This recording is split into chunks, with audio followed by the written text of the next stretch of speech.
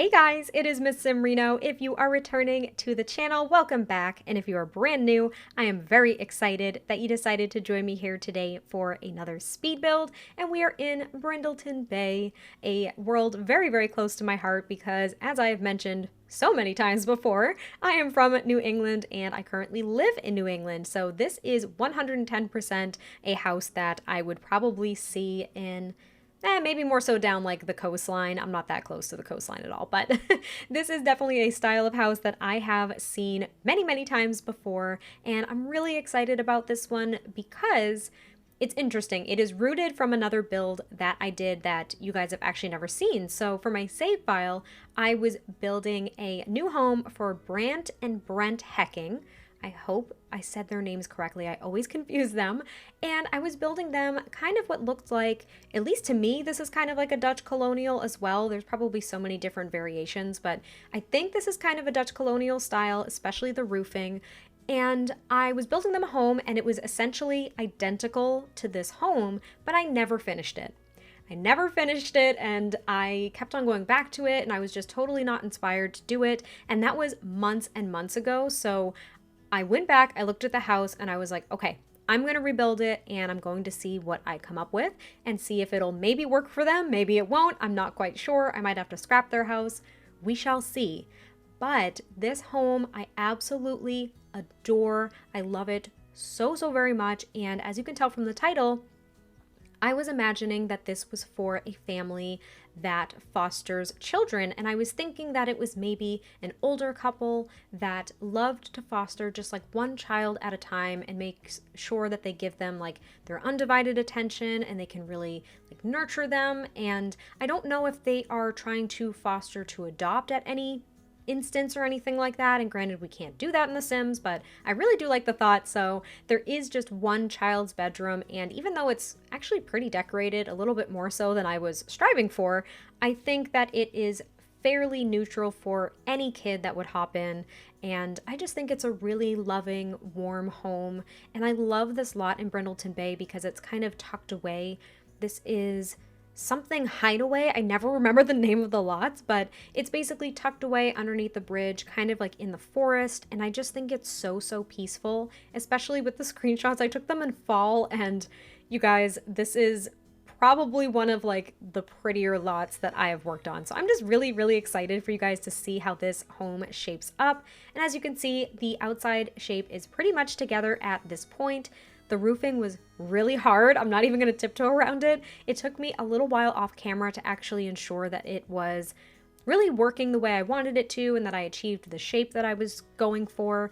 But I do really, really love it. And as you could probably expect, I used a lot of cats and dogs in this build. So basically, the siding, the fencing, the columns, pretty much almost all of the doors and windows are from cats and dogs. So if you are wondering, if you don't have that expansion pack and you're like, I wonder what expansion pack I should get, cats and dogs. I would recommend cats and dogs any time of day, any day of the year, always is what I'm trying to say. But as you can see, I'm working on a little back balcony here, and I did move the house a little bit off to the left because I create a side yard instead of like a back or front yard, which I have done before. I've done that in a few different builds, but I think it really suited this build, especially with the lot that I am working on. It's a bit longer than I was initially anticipating, I think, because on the Hecking lot, I had like this huge backyard and front yard for this home, and it was the exact same size. And that was a little too much. However, they do have a dog, so maybe it kind of worked if they had like a lot of space for the dog to be outside and run around and play and everything. And if they were ever anticipating having children or adopting children or anything, they would have tons of space for like outdoor activities. But this ended up being like the perfect size lot for what I wanted to do because the side yard is at least a decent size, and I do end up putting like a swing set out there as well as an outdoor dining table and like a grill. And I really focused on the landscaping as well. I wanted there to be a lot, but not too overwhelming, if that makes any sense. And I loved using this gate from, I believe, Base Game as well. I thought it was really, really pretty. I used this in another build earlier this week, but the tree in the top right-hand corner, the yellow one, that is actually from Island Living, I believe. So it doesn't really initially look like it would fit into a world like this, but it actually looks really autumnal in that yellow swatch. I think there's also a red, maybe an orange swatch. I know there's a bright green one, which I don't think would really fit for fall personally, but yeah, I really love that tree, and I've actually used it twice now for like autumnal builds, and it looks really, really pretty, at least in my opinion. So I'd be interested to hear what you guys think, because I'm trying to use at least some plants here and there that I haven't used before in builds, and it's going to be trial and error. We're going to see how it goes, but for the most part I feel like it's kind of worked out. But yeah, I'm kind of framing the outside of the fence here. Like I said, there is an entrance at the front and the back of this yard, and it may look small, but honestly, there's just enough room for some activities. I just really, really love it, and I hope you guys enjoy the screenshots as much as I did, because I have been using a new reshade. You've probably noticed this in the past few builds, and I am not the first one to use this whatsoever. Simlacy has been talking about it for a while, and she has been using it in her actual speed builds. I just use it for screenshots because I think it gives so much more depth and like shadow effect to objects and everything like that, and like the lighting and the depth of field is just stunning, but I don't enjoy it very much when I'm actually building. So if you guys are enjoying the screenshots with that new preset, definitely let me know, because I'm trying new things always with my screenshots. I had a little bit of a routine with a certain like filter and some editing that I did, but that reshade has really, really helped, so hopefully you guys enjoy it. But now we are on to the interior, and I love this layout. I think it is a bit unique compared to some of the layouts that I have done before.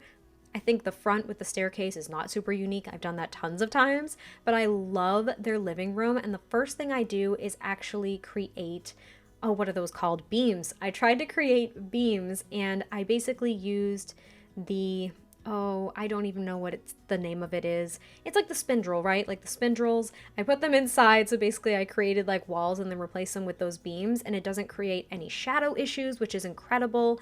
And now it looks like there's actually a ceiling detail, which I wish we had in The Sims. I wish we would be able to like paint the ceiling or change the texture or something, because having just like a flat white ceiling to me can be so annoying, especially in screenshots. So I love doing the beams sometimes. I don't do it as often as I like, but I did them here for this build because I just think it really fit. And the living room is so big and cozy and bright, and they have like that huge fireplace from Cats and Dogs.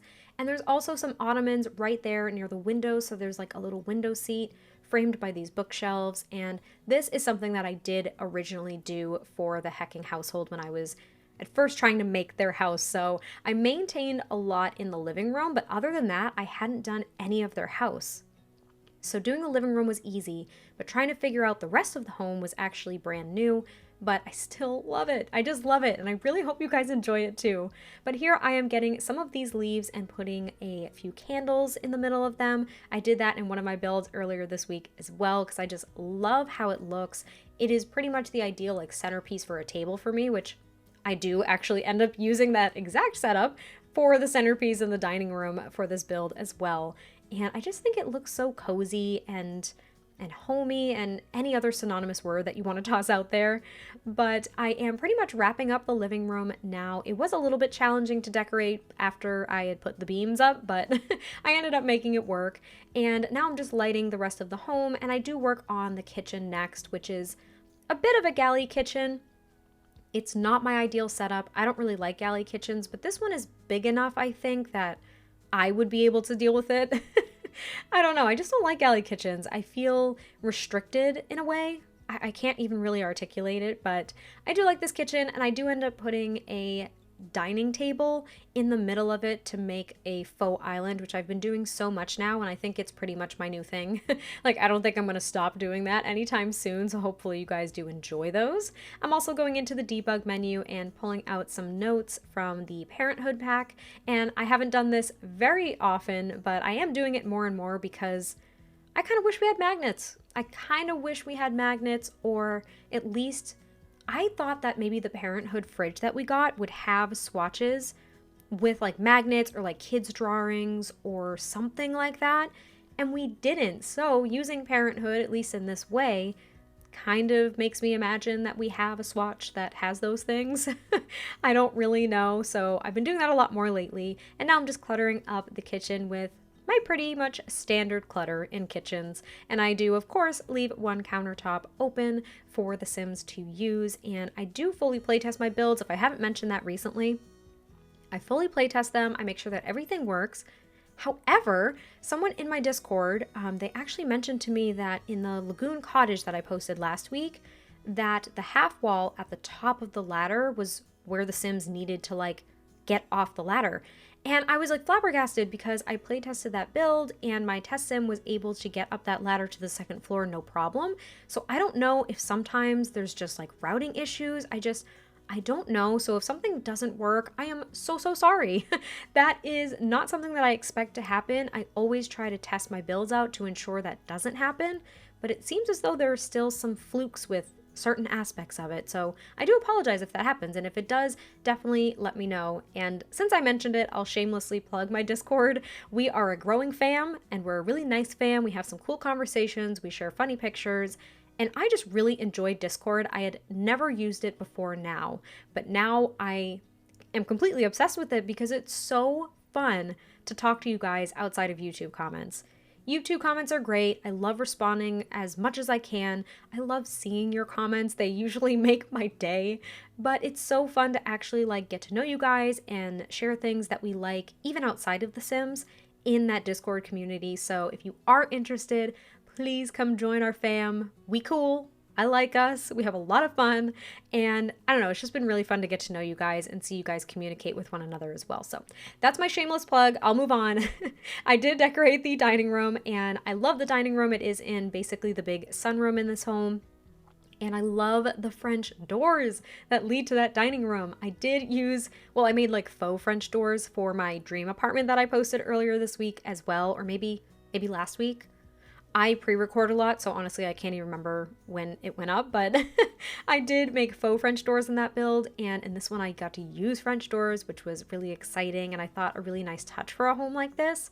And over here behind these double doors is a little art studio slash office, I would say, because there is a computer desk and there's a couple of easels and then just some random like canvas decorations here and there, as well as the little like newspaper rug, quote unquote, underneath there just in case some paint drips.